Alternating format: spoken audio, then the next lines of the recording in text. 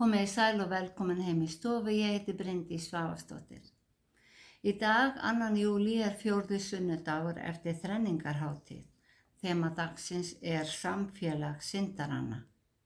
Lexían segir að Guði þóknist fremur að menn snúi frá guðleysi sínu og frelsist en að þeir farist. Í pistlunum segir Páll að við dæmum okkur sjálf leið og við dæmum aðra. Og í Guðspjallinu er frásögnin hórsegu konuna. En við skulum byrja þessa stund eins og alltaf á því að signa okkur og við segjum saman í nafni Guðs, Föður, Sonar og Heilags Anda. Amen. Guðspjallið er úr Jóhannesarguðspjalli 8. kafla og hljóðar þannig.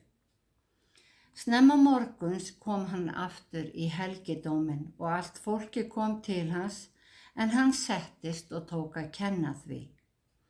Farisear og fræðimenn komu með konu staðna að hórdómi. Létu hana standa mitt á meðal þeirra og sögðu við Jesú: Meistari, kona þessi var staðin að verki þar sem hún var að drýja hór. Móse bauð okkur í lögmálinu að grýta slíkar konur. Hvað segir þú nú? Þetta sögðu þeir til að reyna hann svo þeir hefðu eitthvað til að ákæra hann fyrir. En Jesús laut niður og skrifaði með fingrinum á jörðina. Og þegar þeir héldu áfram að spyrja hann, rétti hann sig upp og sagði við þá: Sá ykkar sem syndlaus kasti fyrstur steini á hana. Og aftur laut hann niður og skrifaði á jörðina. Þegar þeir heyrðu þetta, fóru þeir burt einn af öðrum, öldungarnir fyrst. Jesús varð einn eftir og konan stóð í sömu sporum. Hann rétti sig upp og sagði við hana: Kona, hvað varð af þeim? Sakfelldi enginn þig? Og hún sagði: Enginn, drottinn. Jesús mælti: Ég sakfelli þig ekki heldur, far þú, syndga ei framar. Þannig hljóðar hið heilaga Guðspjall. Já, þema dagsins er samfélag syndaranna. Við erum öll fædd syndarar. Mörgum finnst ósanngjarnt þegar nýfætt og saklaust barn er sagt vera syndari, af því að það hefur ekki gert neitt af sér. En þessi hugsun sprettur af gamalli trúmanna sem skilgreinir synd sem verk og þá vond verk. Og auðvitað hefur nýfætt barn ekki gert neitt vond. En ef við lesum orð Jesú í Jóhannesarguðspjalli þar sem hann segir: Syndin að þeir trúðu ekki á mig, þá sjáum við að hugtakið synd er trúarleg afstaða gegn Guði. Það er að segja vantrú á Guð. Týndi sonurinn sagði: Faðir, ég hef syndgað móti himninum og gegn þér. Með öðrum orðum, hann trúði ekki á Guð og ríki hans. Það var synd. Hann ákvað að fara til föðurins, játa vantrú sína og var fyrirgefið. Allt annað sem hann gerði var ekki til umræðu í sögunni, því að það var ekki mælikvarði á synd hans. Aftur á móti vildi bróðir hans að hann hlyti hegningu. Í Móselögum voru mörg afbrot skilgreind sem synd, en þegar Jesús talar synd er orðið í eintölu. Nema þegar hann talar yfir hóp manna, þá segir hann syndir ykkar í fleirtölu. Og fleirtölumyndin hefur lifað í almennri umræðu í gegnum aldirnar. Það er talað til dæmis syndir mannanna og svo framvegis. Þess vegna var auðvelt fyrir kirkjuna fyrr á öldum að gera bókstaflega allt að synd og selja síðan syndaaflausnir. Jesús talar eina synd. Já, og heimurinn er samfélag syndara. Því allir hafa syndgað og skortir Guðs dýrð, sagði Páll postuli. og öll komum við til með að standa frammi fyrir dómstóli Guðs. Í lexíu dagsins segir Esekíel spámaður að hver maður beri ábyrgð á eigin gerðum, en snúi guðlaus maður frá syndum sínum og haldi lög Guðs, skal hann sannarlega lifa, hann skal ekki deyja. Afbrotana sem hann framdi verður ekki minnst honum til skaða. Því Guð vill fremur að menn snúi frá fyrri breytni en að þeir farist.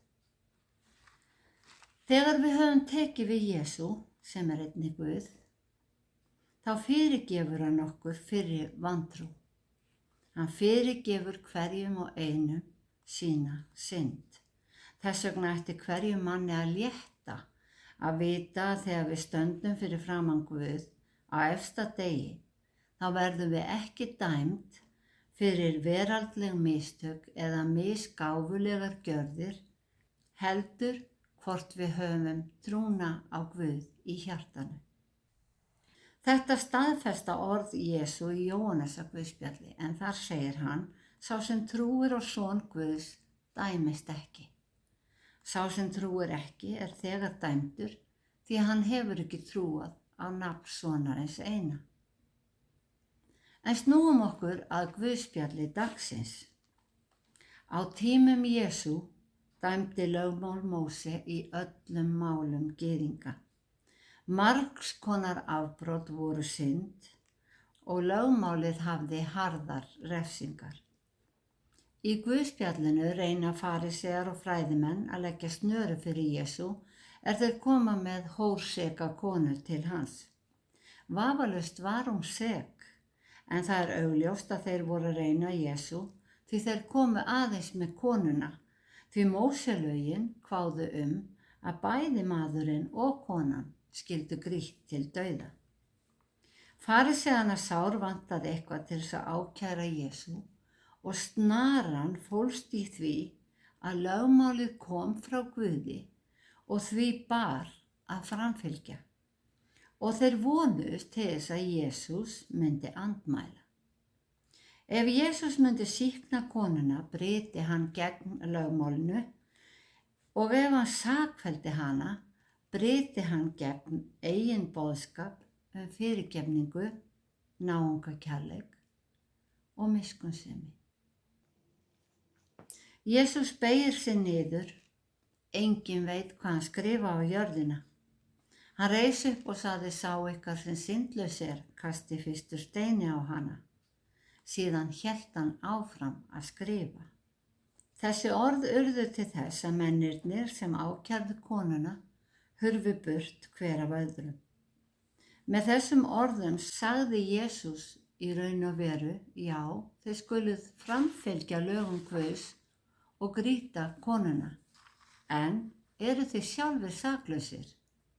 Sá sem saklaus kasti fyrsta steininum. Flestir túlka söguna þannig að Jesús hafi hvorki sýknað eða sakfellt konuna. Heldur hafi hann snúið vopninu að þeim sjálfum. En í viðbrögðum Jesú getum við séð kærleika hans gagnvart þeim öllum. Hann horfði hvorki ásökunaraugum á þá sem ákærðu né konuna. Hann kraup niður og horfði á jörðina þegar hann skrifaði, svo að mennirnir gátu laumast burt án þess að afsaka sig. Sá ykkar sem syndlaus kasti fyrstu steini á hana. Gríska orðið sem hér þýtt syndlaus merkir án sakar, án galla eða óskeikull. Ákærendur konunnar höfðu allir brotið eitthvað af sér. Enginn þeirra dæmdi hana og Jesús gerði það ekki heldur. Og þá veltur upp þessi spurning. Fyrst enginn var dæmdur í þessu máli þá í lagi að brjóta af sér. Svarið nei, það alls ekki í lagi og það nægir heldur ekki að benda á annan verri. En Guð veit hvaða áskorunum við mætum á þessari jörð og hann veit að það fer enginn í gegnum lífið án þess að verða eitthvað á. Þess vegna hvetur hann okkur til þess að vera miskunnsöm og kærleiksrík. Hann sagði dæmið ekki og þið muni ekki vera dæmd. Þessi heilræði eru tilmæli til okkar fyrir okkar daglegu samskipti við náungan. Jesú er umhugað að við höfum frið við aðra menn. Fyrir trúna á hann höfum við frið við Guð, en gagnvart náunganum stöndum við á hverjum degi. Ekkert slítur okkar hugarró meira en stöðugur ófriður. Og á sama hátt er ekkert sem gefur sál okkar eins mikinn frið og ef við höldum frið við aðra menn. Eigum kærleiksrík samskipti við alla, getum sýnt þolinmæði og umhyggju, jafnvel þeim sem við þekkjum ekki, en mætum í lífinu. Þannig verðum við sáttari við okkur sjálf og okkur líður sjálfum betur og öðrum líður betur í okkar návist. Þetta er mitt boðorð, sagði Jesús, að þér elski hvern annan eins og ég hef elskað ykkur. Guð gefur okkur aðeins góð ráð. Guð biður okkur að vera miskunnsöm við aðra og fyrirgefa og okkur mun veitast það sama. Hann mun vera okkur miskunnsamur. Hann ráðleggur okkur að vera skjót til sátta, fljóta fyrirgefa, vera kærleiksrík og elska náungan og friður Guðs mun fylla hjörtu okkar. Frásögnin í Guðspjallinu af hórseku konunni sýnir á áhrifaríkan hátt kærleika Jesú og einnig að hann kom ekki til að dæma okkur. Rétt eins og segir í Jóhannesarguðspjalli, Guð sendi ekki soninn í heiminn til þess að dæma heiminn heldur til þess að frelsa hann. Jesús gaf okkur gjöf, sömu gjöf og hann gaf hórseku konunni. Hann dæmdi hana ekki fyrir jarðnesk brot en sagði henni að breyta líferni sínu sjálfra sín vegna. Hún var gyðingur og enn undir lögmáli gyðinga.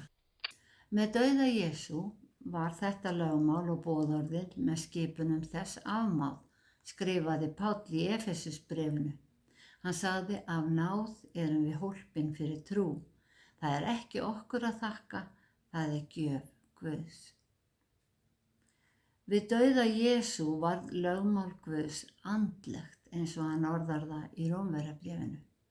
Við erum undir náð fyrir trúna í hjartanu.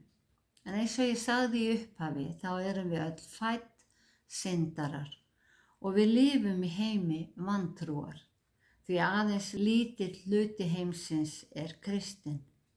Þess vegna lagði Jesús áherslu á tvöfalda kærleiksboðorðið að elska Guð og elska náungan, sama hver náungin er.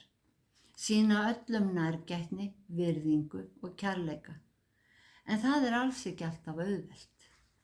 Í áreitni og hraða nútímans það reynir sífellt á mannleg samskipti og það er auðvelt að gera mistök. Og verði okkur á sem er óhjákvæmilegt, þá er auðvelt að missa vonina, telja sig vera vonda mannesku og ekki þess verða að vera Guðs barn. En Guð veit hvað það er erfitt fyrir okkur að feta mjóa veginn. En með trúna í hjartanu reynum við okkar besta og Guð horfir á hjartað. Guð hefði ekki sent son sinn til að frelsa heiminn ef honum væri sama okkur syndarana. Nei, Guð sendi soninn í heiminn til þess að gefa okkur nýja von, gefa okkur andlegt lögmál í hjartað því hann vill ekki að neinn glatist. Fagnaðarerindið náð hans á að berast til allra manna, til endimarka jarðar, því Guð elskar okkur syndarana þó að hann hati sjálfa syndina. Drottinn blessi þig og varveiti þig. Drottinn láti sína ásjónu lýsa yfir þig og sé þig náðugur.